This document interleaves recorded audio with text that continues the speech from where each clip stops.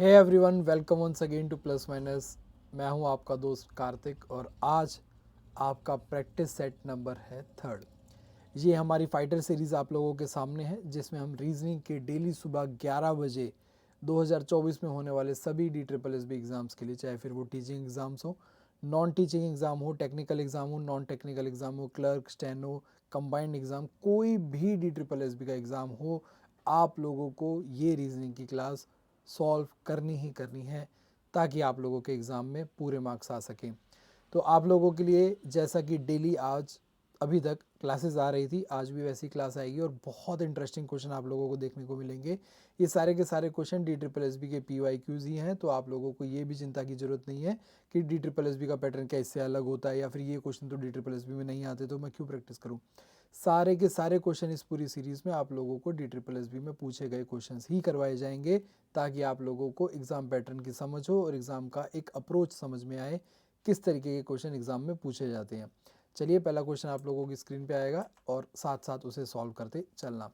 यहाँ पे हमें एक रॉन्ग टर्म को फाइंड करना है, तो रॉन्ग टर्म हमने देखी तो पहले देख लेते हैं किस हिसाब से। 42, 54, 14, 28, 38 यानी कि कुछ ऐड या फिर सब्ट्रैक्ट करके तो नहीं है, ये आपस में ही कुछ है। ये 18 और ये 14, W23 और U होता है हमारा 21, B2 और B2, G7, I9, L12, P हमारा 16। ठीक है, अगर यहाँ पे देखिए 18 प्लस में 4 22 32, ये हो जाता है आपका 32 और 32 से 44 आने के लिए हमें प्लस 10 करना पड़ा है। 23 प्लस में 21 आप लोगों का हो जाता है 44, 44 से 54 तक जाने के लिए प्लस 10 करना पड़ा, यानी कि दोनों को ऐड करो प्लस 10 करो, आपका नंबर आएगा 2 + 2 4, उसमें प्लस 10 करा तो आप लोगों का 14 आया। 7 प्लस में 9 आप लोगों का हो जाता है जी 7 प्लस में 9 आप लोगों का हो गया 16। 16 में आप लोग अगर 10 जोड़ोगे तो आपका 26 आएगा, ना कि 28।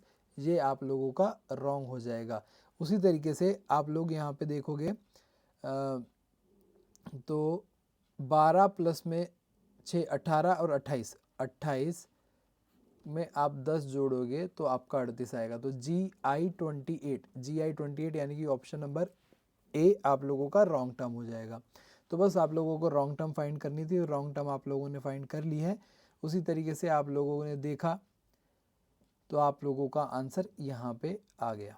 चलिए आगे बढ़े हम नेक्स्ट क्वेश्चन पर।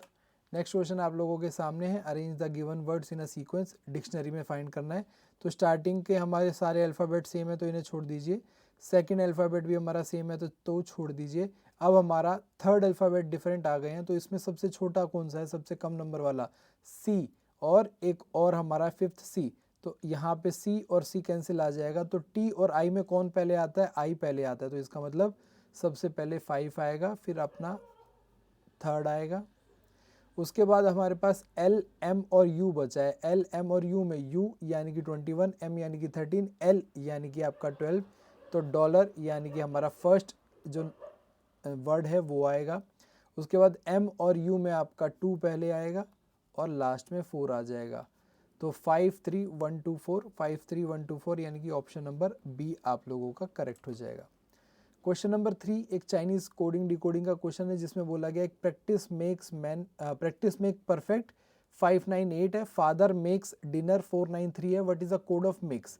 तो यहाँ पे प्रैक्टिस मेक्स परफेक्ट और फादर मेक्स डिनर में क्या कॉमन है, हमारा मेक्स कॉमन है। हमारा क्या कॉमन है, makes.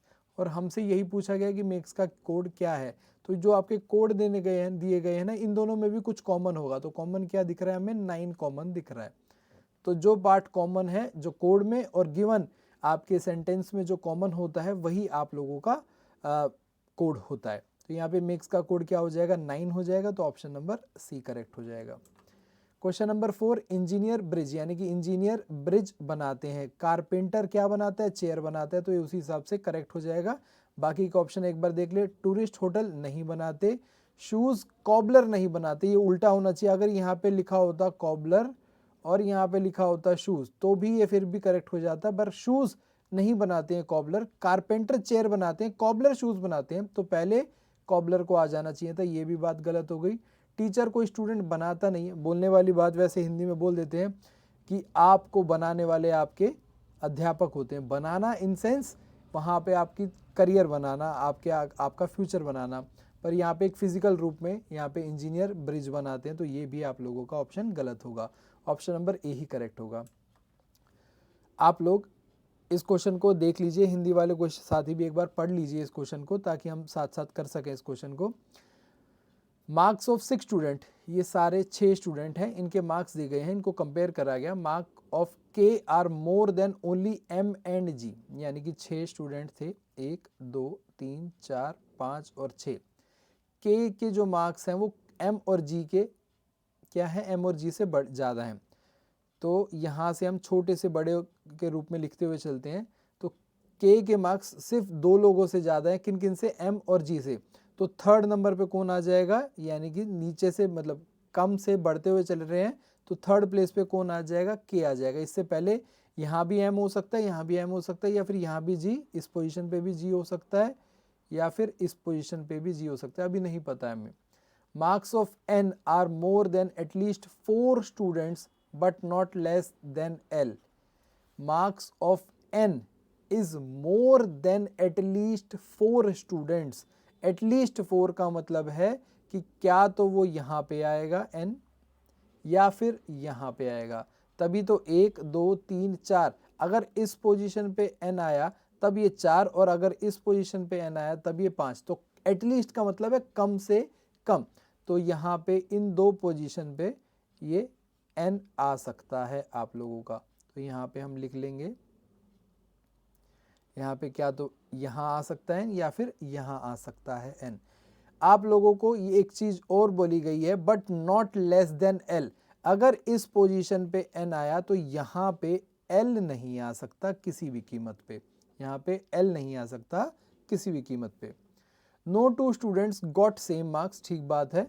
If marks of G are least, G के मार्क्स सबसे कम है, जी के मार्क्स सबसे कम है, तो यहाँ पे क्या आ जाएगा, एम आ जाएगा। Then which of the following can be correct sequence of their marks. Can be यानी कि आप लोगों को सीक्वेंस दे रखा है, इनमें कौन सी सीक्वेंस करेक्ट हो सकती है। पहले देखो कि ये वाले जो 3 प्लेस है ना, ये तो हमारे सॉर्टेड हैं, तो जी एम के अभी तक तो हमारा सॉर्टेड है, ठीक है। इन 2 पोजीशन पे n आ सकता है, पहले चेक कर लो। इस वाली में क्या है, यहाँ पे भी n आ सकता है, यहाँ पे भी n आ सकता है। और पहले केस में यानी कि इस केस में अगर n आया तो लास्ट सबसे ज़्यादा मार्क्स l के नहीं हो सकते। तो क्या सबसे ज़्यादा मार्क्स l के हैं, नहीं, तो ये भी करेक्ट हो गया, n l के मार्क्स n से कम ही हैं। और इस केस में भी देखोगे तो l के मार्क्स n से कम ही है, तो दोनों ही हो सकती हैं, दोनों ही कंडीशन फुलफिल हो सकती हैं, यानी कि दोनों ही जो हमारी सीक्वेंस बन रही हैं वो बन सकती हैं। अभी हम ये भी कह सकते हैं कि यहाँ पे इसके अकॉर्डिंग देखा जाए तो n के मार्क्स अगर सेकंड हाईएस्ट हैं तो h के हाईएस्ट होंगे, और n के अगर हाईएस्ट हैं, आप एक चीज़ और देख सकते हो, यहाँ पे अगर h और l लिखा होता ना तो भी ये बात बन सकती थी, तो भी आप लोगों का सीक्वेंस करेक्ट होता, तो भी उसमें हमारी जो कंडीशंस दी गई हैं वो सारी की सारी फुलफिल होती। तो ये दोनों ही सीक्वेंस करेक्ट हो सकती हैं, तो इसलिए ऑप्शन नंबर डी आप लोगों का करेक्ट हो जाएगा। अच्छा क्वेश्चन था, इंटरेस्टिंग क्वेश्चन था, डायरेक्ट आप लोगों से आंसर नहीं पूछा गया था, 2 स्टेटमेंट दे दी गई थी, थोड़ा आप लोगों का टाइम कंज्यूमिंग था, इसलिए आप लोगों को यहाँ पे थोड़ा और ज़्यादा फोकस रह के यहाँ पे आंसर करना था, क्योंकि गलती होने के चांसेस बढ़ जाते हैं। Question number 6, pointing towards a boy, Shweta said he is the only son of my fathers wife. My father यानी कि श्वेता के जो पिता हैं, माई फादर्स वाइफ यानी कि फादर की वाइफ, इसका मतलब श्वेता की माता ji. He is only son of my father's wife's sister, उनके पिता की पत्नी की बहन, यानी कि श्वेता की मौसी जी, श्वेता की क्या, मौसी जी, उनका बेटा है। कौन, जिस लड़के के वो बारे में बात कर रही हैं, जिस लड़के के बारे में श्वेता बात कर रही हैं। तो श्वेता और इस लड़के के बीच में रिलेशन क्या हुआ, ये लड़का श्वेता की मौसी का लड़का है, ये लड़का क्या है, श्वेता की मौसी का बेटा है, यानी कि ये क्या है, कज़न है। जैसे हिंदी में अगर बात करें तो चचेरा ममेरा भाई, यानी कि कज़न, मौसी का लड़का, मामा का लड़का, चाचा का लड़का, ताऊ का लड़का। तो इस तरीके से जो ये आपके कज़न होते हैं वो यही होते हैं, ठीक है। तो आप लोगों से पूछा गया था श्वेता का रिलेशन उस लड़के से क्या है, तो ये आपस में क्या है, एक दूसरे के कजन भाई बहन है। क्वेश्चन नंबर 7, 6 बॉयज ये sitting around a circular table facing toward the centre. Hindi में भी आप लोगों के सामने है, हिंदी वाले साथी भी एक बार पढ़ लीजिए। फटाफट इस क्वेश्चन को हिंदी वाले साथी पढ़ लीजिए ताकि फिर हम इसे क्वेश्चन को सॉल्व कर सकें। क्वेश्चन नंबर 7 को सॉल्व करेंगे। चलिए मैं बिना आप कैमरा ऑन करे आप लोगों को क्वेश्चन सॉल्व करके दिखा देता हूँ ताकि हिंदी वाले साथी पूरा क्वेश्चन पढ़ पाएँ। 6 लड़के बैठे हुए हैं, तो यहाँ पे हम सर्कुलर टेबल बना लेंगे। 1 2 3 4 5 और एक ये 6। यहाँ पे हमसे ये पूछा गया था कि बताया गया था कि W is immediate left of A। W जो है वो इमीडिएट लेफ्ट में है किसके, A के। उसके बाद बोला गया P is second to right of T। P जो है T के सेकंड राइट पे है, एक छोड़ के है, यानी कि J is immediate neighbour of A and T। J जो है इमीडिएट नेबर है किसका, A का और T का। तो क्या तो T और A ऐसे हो सकते हैं या फिर A और T ऐसे हो सकते हैं, AJT हो सकता है, TJA हो सकता है। 3 pairs of the following are similar by certain logic and forms a group, which pair does not belong to the group। किन पेयर की बात करें, इन ऑप्शंस की। तो इन ऑप्शन में से 3 सेम है, सेम तरीके से हैं, और एक आपका डिफरेंट है, उस डिफरेंट को आपको फाइंड करना है। तो पहले तो हम बिठा लेते हैं, किन को बिठा लेते हैं, इस कंडीशन को बिठा लेते हैं, यानी कि T और एक छोड़ के फिर P हमारा राइट साइड में है। अब यहाँ पे ध्यान से देखो कि अगर T का राइट साइड में J को बिठाएंगे तो J के राइट साइड में A होना चाहिए। अगर T के राइट साइड में हम J को बिठा देंगे तो J के राइट साइड में A होना चाहिए, क्योंकि J के तो 2 नेबर होंगे, A और T। तो अगर यहाँ पे T और P के बीच में J को बिठा देंगे तो A को बिठाने की जगह नहीं होगी, तो इसलिए यहाँ पे तो ये नहीं आने वाला है। यहाँ अगर नहीं आने वाला है तो हमें पता चल गया T के लेफ्ट साइड में आएगा J। T के क्या आएगा, लेफ्ट साइड में आएगा, तो ये नहीं होगा। TJ और AJT, इस तरीके से ये हमारा पैटर्न बनेगा। तो यहाँ पे आ जाएगा J, यहाँ पे आ गया आपका A। W और A के ठीक लेफ्ट में W बैठा है, A के ठीक लेफ्ट में। तो A का राइट ये है और A का लेफ्ट ये है, तो A के ठीक लेफ्ट में W बैठा है, तो W यहाँ पे आ जाएगा। अब बच कौन गया, F बच गया। F की पोजीशन ये आ गई है। हमसे पूछा गया था कि भाई ये जो ऑप्शन दे रखे हैं ये कुछ पेयर बन रहे हैं जो कि सिमिलर हैं, और एक पेयर ऐसा बन रहा है जो कि सिमिलर नहीं है, सेम पैटर्न फॉलो नहीं कर रहा। तो चेक करते हैं, P और T, P और T के बीच में क्या है, F है, ठीक है। J एंड A, J और A तो साथ साथ बैठे हुए हैं। WF, W और F के बीच में P है। A और P के बीच में W है, यानी कि JA, PT, WF और AP एक तरीके से एक ही पैटर्न फॉलो कर रहे हैं कि एक छोड़ के बैठे हुए हैं, जबकि JA are immediate neighbour of each other. JA immediate neighbour है, तो हमारा ऑड वन आउट क्या हो गया, JA। क्वेश्चन नंबर 8 की तरफ चलते हैं। क्वेश्चन नंबर 8 आप लोगों की स्क्रीन पर है और बोला गया है कि कुछ हमारा ऑड वन आउट फाइंड करना है बेसिकली।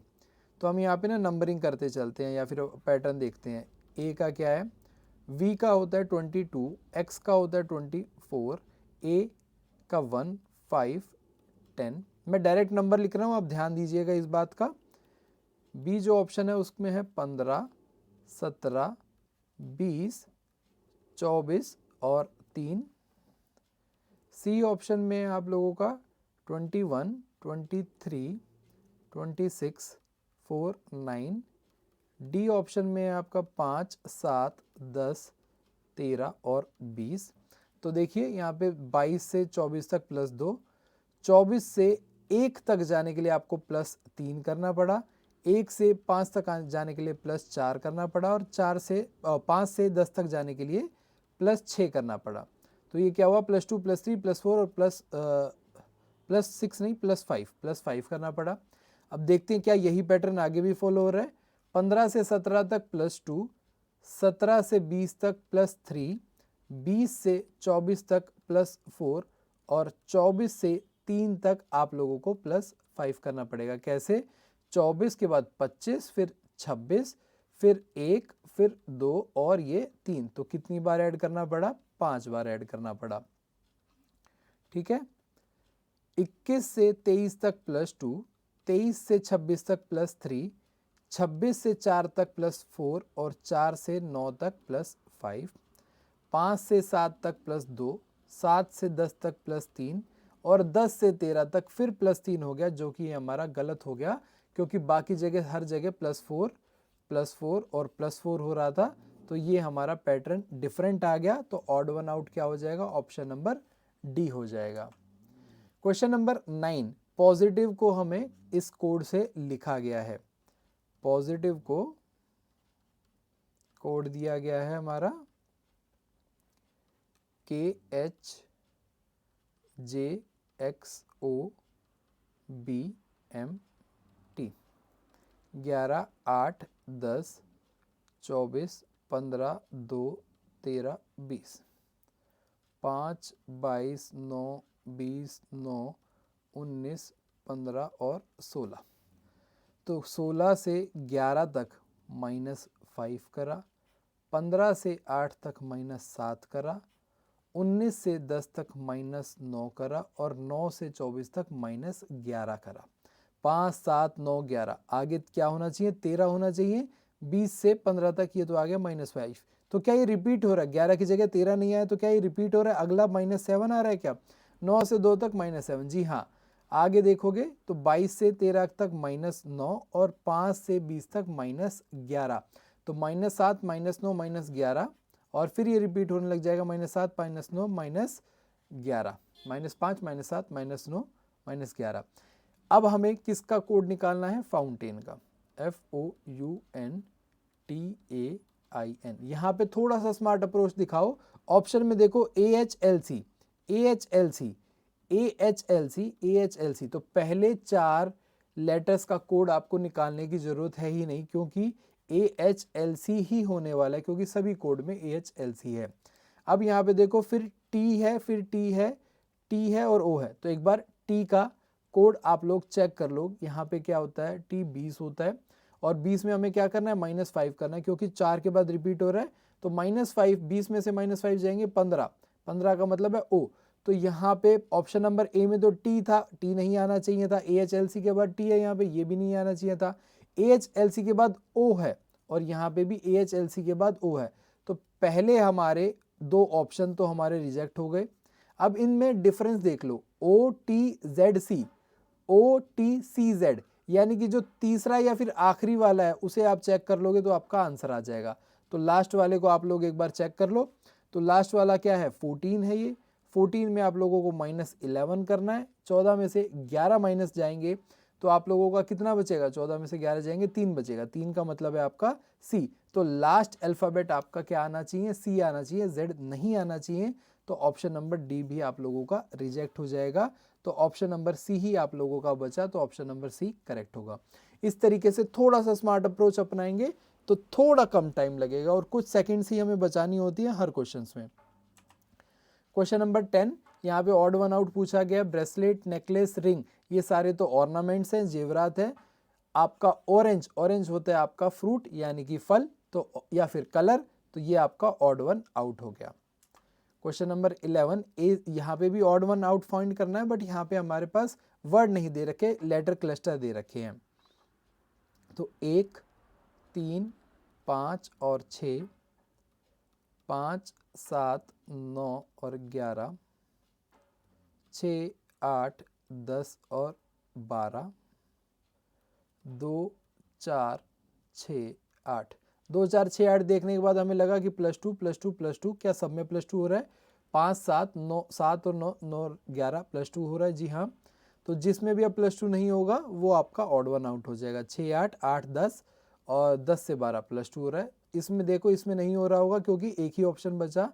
1 से 3 +2, 3 से 5 +2, 5 से 6 +1, ये आपका ऑड वन आउट यानी कि ऑप्शन नंबर ए करेक्ट हो गया। हमें फिर अपनी जो मिसिंग सीरीज़ है उसे फाइंड करना है। तो हम फिर से नंबरिंग करेंगे, इसमें और कुछ नहीं होता हमारे पास। 16 S19, R18, Z26, T20, G7, V22, N आपका 14। तो 16 से 18, 18 से 20, 20 से 22, अब नेक्स्ट कितना आना चाहिए 24, यानी कि आपका x। तो ऑप्शन ए और ऑप्शन जेड तो आपका खत्म हो गया। y और u के बीच में चेक कर लेते हैं। आपका पहले था 19, 19 के बाद 26 प्लस 7, 26 के बाद 7 प्लस 7, 7 के बाद 14 प्लस 7, 14 के बाद भी आपको प्लस 7 करना है, यानी कि 21, 21 का मतलब है u। तो आप लोगों का आंसर क्या आ जाएगा x u। Option number B आप लोगों का करेक्ट हो जाएगा। क्वेश्चन नंबर 13, एक बार आप फटाफट हिंदी वाले साथी क्वेश्चन पूरा पढ़ लीजिए। बोला गया कि 9% ABCD EFG H and I are sitting in a row facing towards a north. यहाँ पे हमसे कुछ चीज़ें पूछी गई हैं, ये पूरी स्टेटमेंट बताने के बाद BC का निकटतम पड़ोसी नहीं है, ये सारी बातें पूछी गई हैं। और अब हम फटाफट इस क्वेश्चन को सॉल्व करने वाले हैं, तो कृपया करके अब स्क्रीन पे ध्यान दीजिए। आ जाइए। तो मैंने ये स्पेस बना लिया है, हिंदी वाला क्वेश्चन पीछे चला गया, उम्मीद करता हूँ हिंदी वालों ने पढ़ लिया होगा, स्क्रीनशॉट ले लिया होगा। अब आगे सामने आपके नॉर्मल इंग्लिश में है, जिसको हमने स्पेस बना के लिया है। अब सॉल्व करेंगे। 9 लोग बैठे हुए हैं, ये अरेंजमेंट सिटिंग अरेंजमेंट है। 1 2 3 4 5 6 7 8 और 9 लोग बैठ गए हैं। ये हमसे पूछा गया है, हमसे बताया गया, अभी पूछा नहीं है, पहले तो बताएंगे ना। At least 3% are sitting toward the left of H. At least 3 यानी कि कम से कम 3, और ये नॉर्थ की तरफ देख रहे हैं तो लेफ्ट ऑफ एच। तो पहली 3 जगह पे तो एच नहीं आने वाला है। पहली 3 जगह पे क्या नहीं आने वाला है, एच नहीं आने वाला है। यहाँ पे आप लोगों का टुवर्ड्स द लेफ्ट बोला गया है। Only 4% are sitting between I and A. 4 लोग बैठे हुए हैं, 1 2 3 4 आई और ए के बीच में।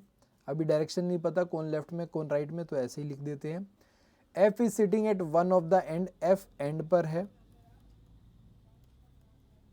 आई is not immediate neighbour of F, I और एफ इमीडिएट नेबर नहीं है। यहाँ पे आई के दोनों में से किसी भी तरफ नहीं आ सकता।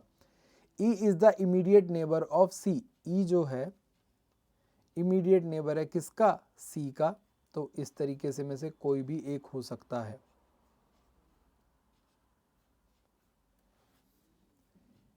सी और एच का है, तो यहाँ पे इसको तो साफ ही हमें क्लियर होगी बात।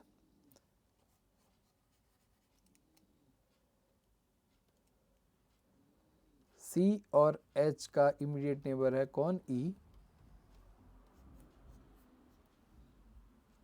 If only A, B, D, C and E are sitting towards left of H, यहाँ पे इस बात को ध्यान से देखिए।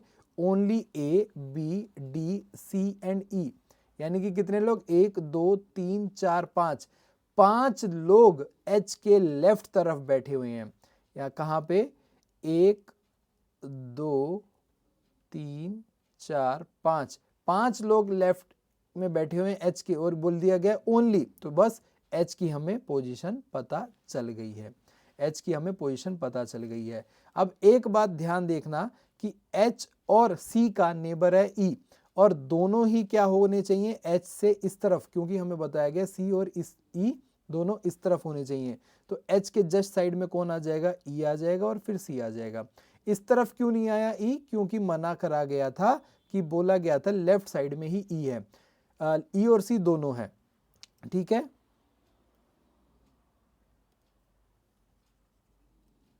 चलिए अब आगे सॉल्व करेंगे। ये कंडीशन हमारी फुलफिल हो गई। एफ एंड पे होना चाहिए। अब देखो सीई, सी तो हमारा हो गया, ई भी हमारा हो गया, ए बी डी। अब इन तीन जगह पे क्या क्या आ सकता है, ए बी डी में से कोई भी आ सकता है। तो एफ के लिए ये जगह नहीं है, एफ एंड पर है, तो एफ यहां पर आएगा, इस एंड पर आ जाएगा। ये वाली कंडीशन भी हमारी क्या हो गई, फुलफिल हो गई है। आई और ए,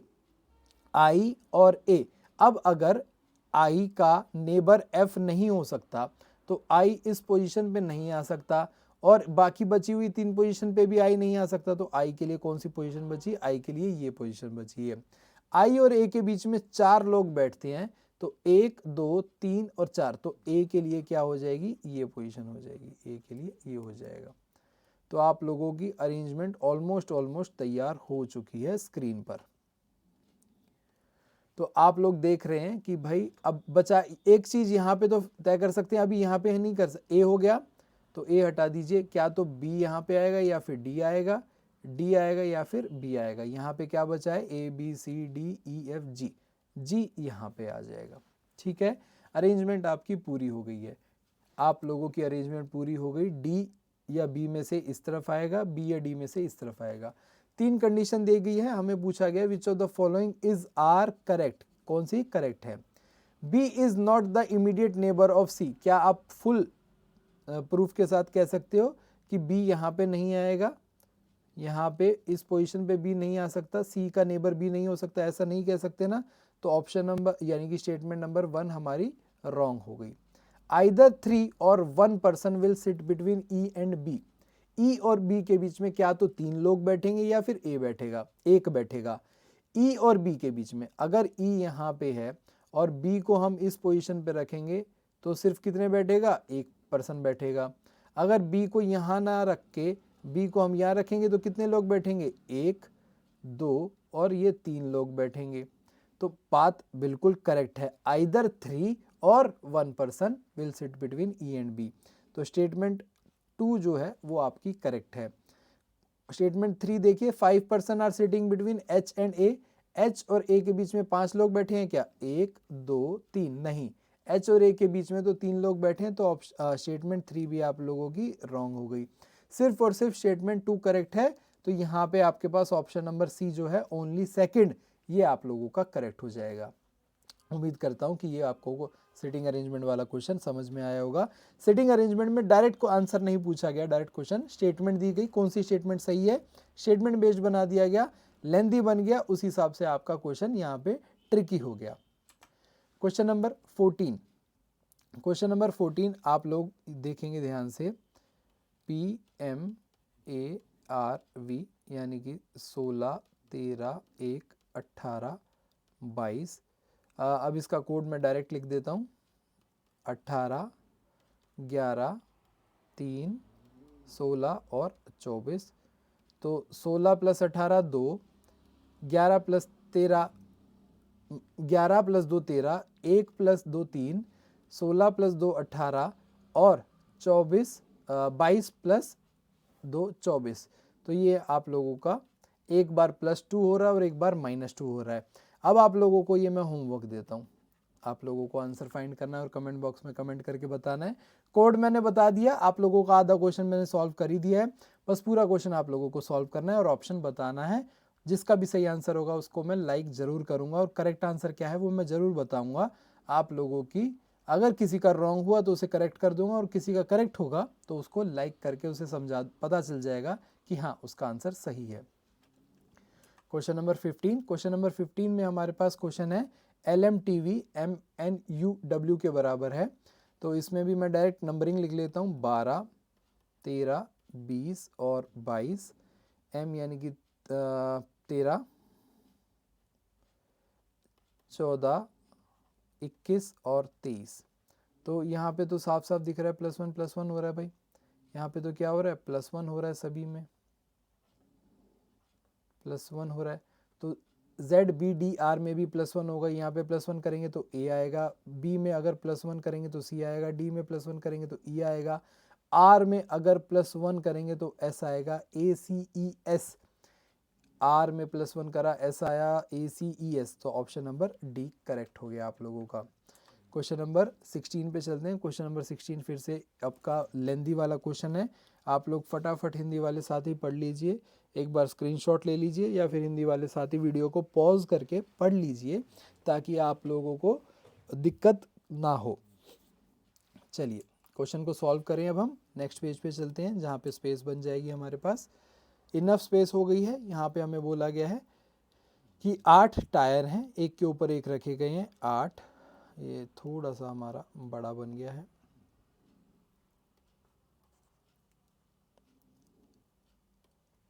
तो 8 7 6 5 4 3 2 1।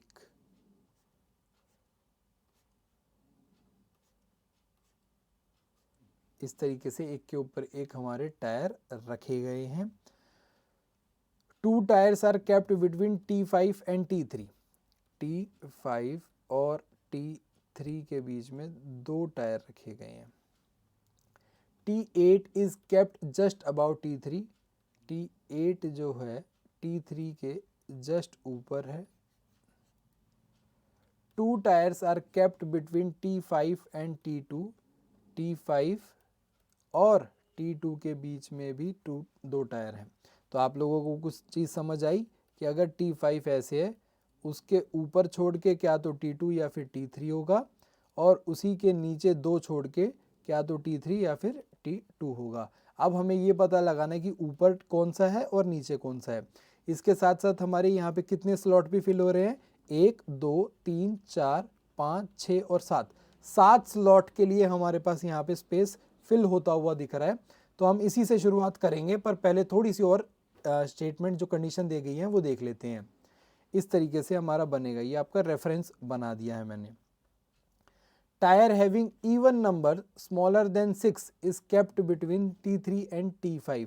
T3 एंड T5 ये जो है ना, यहाँ पे आप लोगों का इवन आएगा, बट T6 से छोटा होना चाहिए वो। T1 and T4 are kept below T7।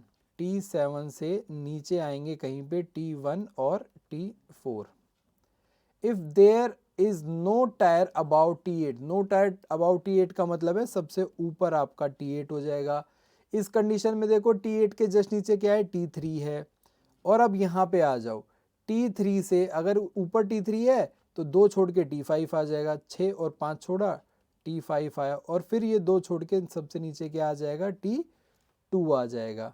क्या आ जाएगा, T2 आ जाएगा। ध्यान दो, T5 और T3 के बीच में एक इवन नंबर का टायर आना चाहिए। इन दोनों में से किसी भी एक इवन नंबर का टायर आना चाहिए जो कि T6 से छोटा हो। 6 से छोटा, T6 से छोटे इवन नंबर कौन कौन से है, T2 और T4। T2 तो ऑलरेडी आ चुका है, तो इन 2 पोजीशन में किसी में एक में T4 आएगा ही आएगा। ठीक बात है, इतनी बात आप लोगों की क्लियर हो गई होंगी। ठीक बात है भाई। अब आगे बढ़ते हैं। अब बोला क्या गया था, then which of the following statement is correct. ठीक है, यहाँ पे T3 हो गया आप लोगों का, और T1 और T4, देखो T1 और T4 आप लोगों का T7 से नीचे होना चाहिए। अगर मान लो मैं T4 को यहाँ पे रख देता हूँ, तो T4 से ऊपर तो T7 होना चाहिए था। इस कंडीशन के हिसाब से, इस कंडीशन के हिसाब से T4 से ऊपर T7 होना चाहिए था। ऊपर T7 के रखने की कोई जगह ही नहीं बची है ये अब यहाँ पे, तो इसका मतलब T4 यहाँ पे नहीं आएगा, ये रॉन्ग हो गया है, ये यहाँ पे नहीं आएगा। तो T4 यहाँ नहीं आएगा, T4 की भी पोजीशन हमारी क्या हो गई है, अब फिक्स हो गई है। तो T4 हमारा यहाँ आ जाएगा, और ये कंडीशन फिक्स हो गई है, तो यहाँ पे T7 आ जाएगा।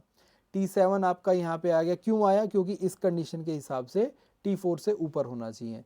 अब यहाँ पे कहीं पे भी इन दोनों पोजीशन में से किसी पे भी T1 होगा। हमारे पास और कोई कंडीशंस नहीं बची हैं, और 2 हमारे पास ऑप्शन बच गए हैं, कौन कौन से, T6 और T1।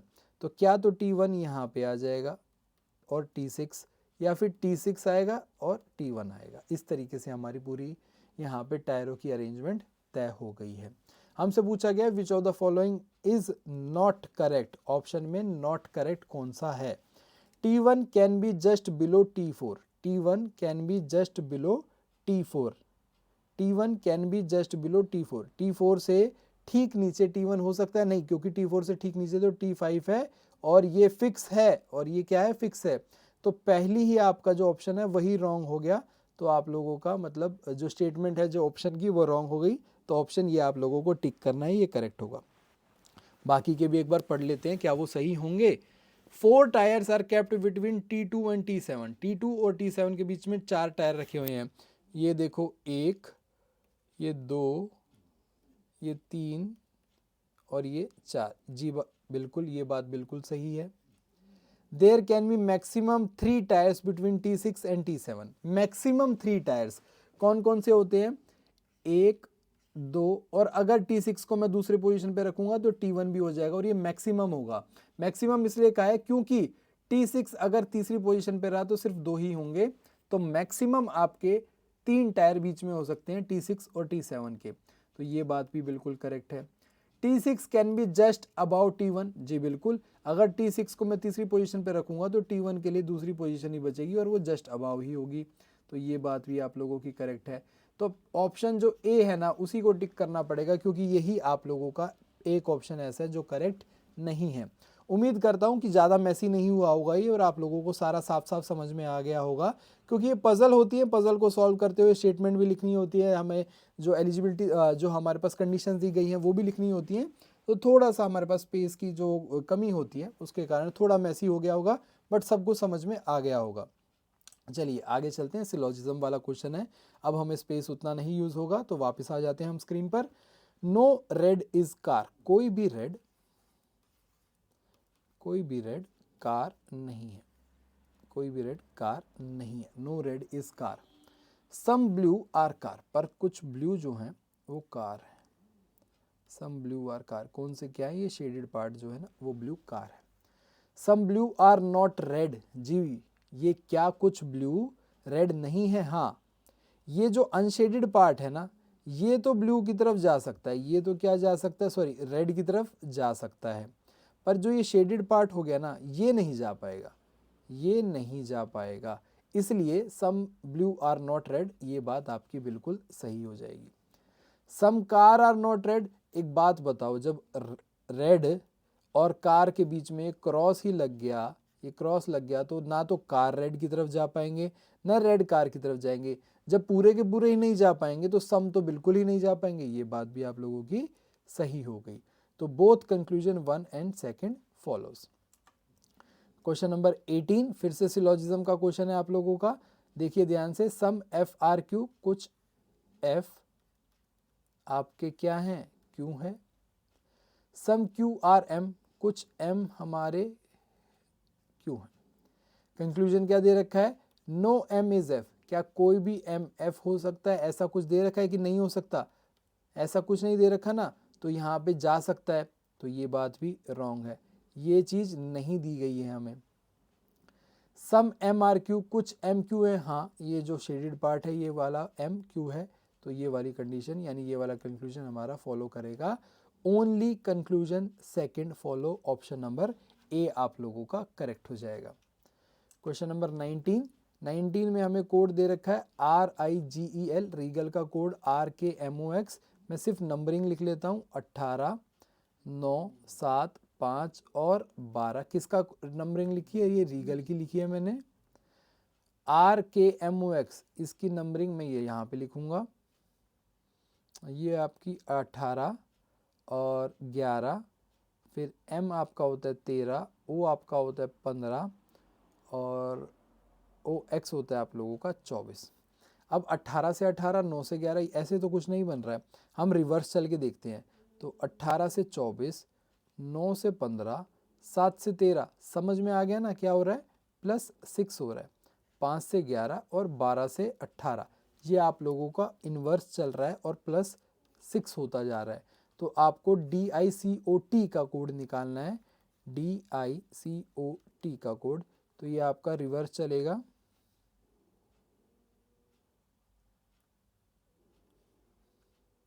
इस तरीके से कोड चलेगा, 4, 9, 3, 15 और 20। आप लोगों को +6 करना है तो ये हो जाएगा 26, 15 में 6 जोड़ोगे 21, 3 में 6 जोड़ोगे 9, 9 में 6 जोड़ोगे 15 और 4 में 6 जोड़ोगे तो 10, यानी कि ZUIO और J, ZUIOJ, ZUIOJ, यानी कि ऑप्शन नंबर सी आप लोगों का करेक्ट हो जाएगा, ZUIOJ। Question number 20, question number 20 में हमारे पास फिर से चाइनीज कोडिंग डिकोडिंग का क्वेश्चन आ गया। हमें बोला गया इट डज लुक लवली का कोड ये है, और उसके बाद a lovely photo was shot का कोड हमें ये दे रखा है। वॉज ही मॉर्निंग का कोड हमें ये दिया हुआ है। तो हमसे कुछ कोड किसका पूछा गया है, लवली वॉज का। तो हमसे पूछा गया है लवली और वॉज का कोड क्या होगा। इट डज लुक लवली और a lovely photo was shot, इनमें कॉमन क्या है, लवली है कॉमन, सिर्फ लवली, और यहाँ पे भी इस पूरी लाइन में क्या है कॉमन, लवली। अब इनके कोड में भी ना कुछ कॉमन होना चाहिए, QRSTOPEI KTEI, EI हमें कॉमन मिल रहा है, यहाँ पे EI क्या है कॉमन मिल रहा है। तो लवली का कोड क्या होगा, EI कोड होगा। तो STON और SFOP ये तो हमारे ऑप्शन ही गलत हो गए क्योंकि इसमें EI होना जरूरी था। अब यहाँ पे हमें किसका निकालना है कोड, वॉज का। तो वॉज हमारा क्या कोड था, यहाँ पे वॉज ही मॉर्निंग, और दूसरी पहली वाली लाइन क्या थी, a lovely photo was shot. तो इसमें कॉमन क्या है, वॉज, यहाँ पे भी कॉमन क्या है, वॉज। अब इनके कोड में भी कुछ कॉमन होगा, KTEI OQSTON, और यहाँ पे आप लोग देखोगे तो SFWOMO। तो यहाँ पे ST नहीं, सॉरी SF, ये जो देख रहे हो ना आप, ये ST और सॉरी SF, और यहाँ पे भी SF, दोनों में SF कॉमन है। तो वॉज का कोड क्या हो जाएगा आपको, SF। तो EISF यानी कि ऑप्शन नंबर ए आप लोगों का करेक्ट हो जाएगा। 20 क्वेश्चन देखते ही देखते हो गए, कुछ हमें ज़्यादा समय नहीं लगा, कुछ ज़्यादा परेशानी नहीं हुई, आप लोगों के भी सारे क्वेश्चन सॉल्व हो गए होंगे। जैसा कि मैं आप लोगों को डेली कहता हूं कि आप लोगों को कमेंट करके अपना स्कोर बताना है हर क्लास में आप लोगों को, क्योंकि ये प्रैक्टिस क्लास है, ये आपकी लर्निंग क्लास नहीं है। आप प्रैक्टिस कर रहे हो, बेशक आप बिगनर हो, आपने अभी सिलेबस, हो सकता है कि सारा का सारा सिलेबस भी ना कराओ, फिर भी इन 20 में से आपके कितने मार्क्स आ रहे हैं वो आप लोगों को बताना ही बताना है कमेंट करके। क्योंकि आज से कुछ टाइम बाद जब ये क्लासेस रेगुलर होंगे और कुछ टाइम बाद अगर आप लोगों के अभी 20 में से कुछ कम मार्क्स बन रहे हैं तो आप इम्प्रूवमेंट देखोगे, आप लोगों को आपके मार्क्स इंप्रूव होते हुए दिखेंगे, आप लोगों को पता चलेगा कि किस तरीके के क्वेश्चंस आते हैं, अलग अलग लेवल के अलग अलग तरीके के क्वेश्चन आप लोगों को देखने को मिलेंगे, अलग अलग टॉपिक्स के क्वेश्चन देखने को मिलेंगे। तो किन टॉपिक्स में आपका स्कोर कम आ रहा है, किन टॉपिक्स में आप लोगों को दिक्कत हो रही है, तो वो सारी चीज़ें आप लोगों की यहाँ पे साथ साथ क्लियर होंगी, और आप अपना स्कोर लिखते चलोगे तो आपका इम्प्रूवमेंट भी आपकी नज़रों के सामने होगा। तो मेरी यही उम्मीद है कि मैं आप लोगों के लिए जितनी ये कोशिश कर रहा हूँ वो आप लोगों की मेहनत में कुछ सपोर्ट ज़रूर कर रही होगी। अगर ऐसा है तो प्लीज़ कमेंट करके ज़रूर बताना, और अपने साथियों को भी इस वीडियोस का, इन लेक्चर्स का रिकमेंडेशन ज़रूर देना। चलिए फिर मुलाकात होगी कल, तब तक के लिए अपना ध्यान रखिए, मुस्कुराते रहे, बाय बाय, टेक केयर, जय हिंद।